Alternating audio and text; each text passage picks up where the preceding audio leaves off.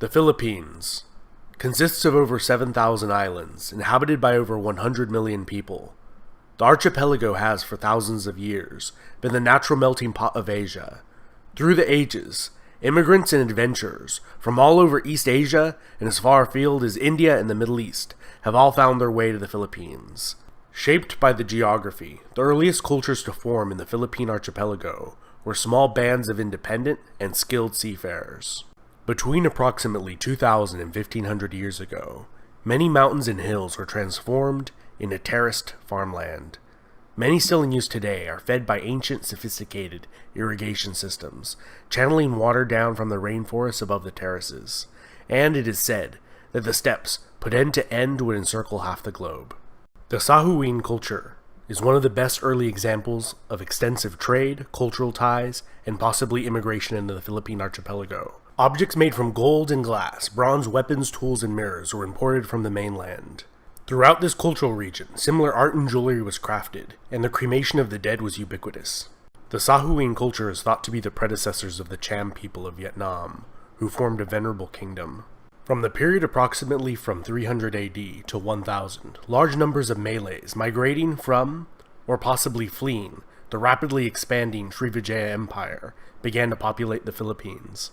During this period, the aboriginal Melanesian populations of the archipelago moved further inland, to the highlands and jungles where they still exist today, or intermingled with the successive waves of Malay newcomers, who brought two Indian religions, Buddhism and Hinduism, to the archipelago. Society became stratified into groups of 100 families or more, called barangays, each led by a headman, or datu. Several datus were led by a raja, who led several barangays, called a bayan. These kingdoms became extremely wealthy and had trade relations with the entire Eastern world. Paramount among these seems to have been the cosmopolitan city-state and trading hub of Tondo, located on the island of Luzon.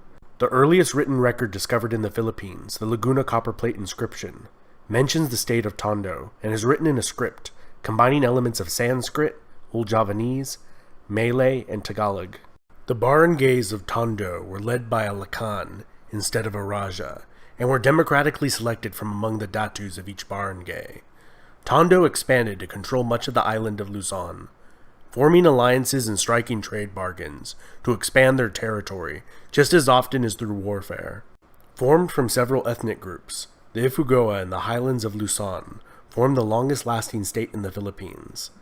This self-sufficient, landlocked state lasted for over 1,000 years and was ruled over by a council of elders. Several other long-lasting states formed throughout the Middle Ages, including Mai, who held diplomatic relations with Song Dynasty China, until Tondo secured a monopoly on trade with China in the archipelago. The Madhas Confederacy was originally a vassal state of the Srivijayan Empire. They would wage war on the Chinese Imperial Navy and raided the southern Chinese coast. They also were Tondo's most significant rival in the region, and fought several wars against them. Here the longest and oldest surviving epic poem from the region was composed, recounting the deeds of an ancient hero.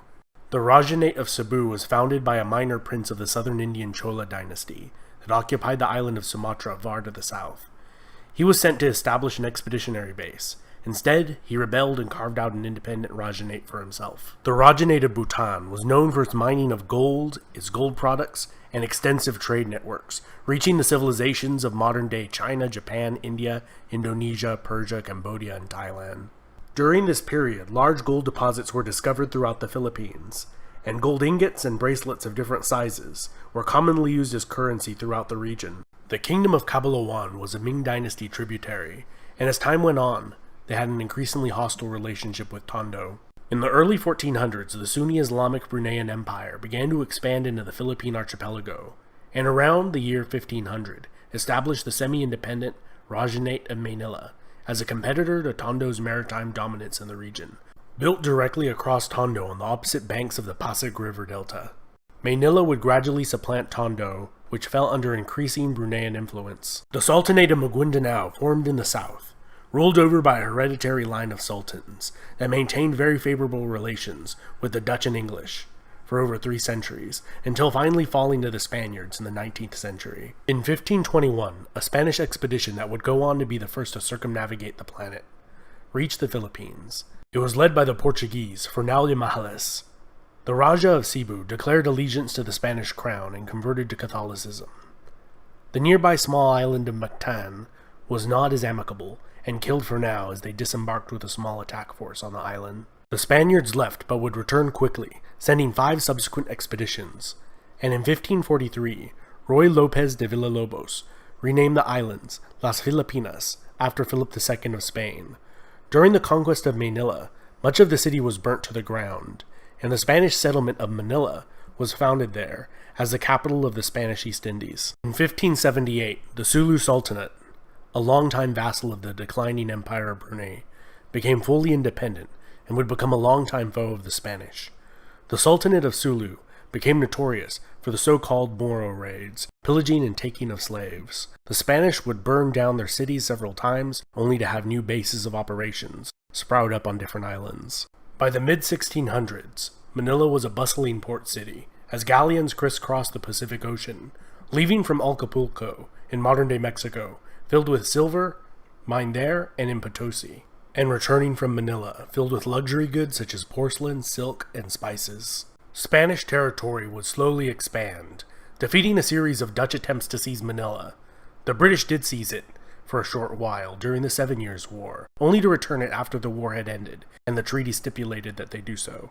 Over the centuries of Spanish rule, Spanish became the primary language used in the Philippines. Many of the regional dialects and scripts completely disappeared over time.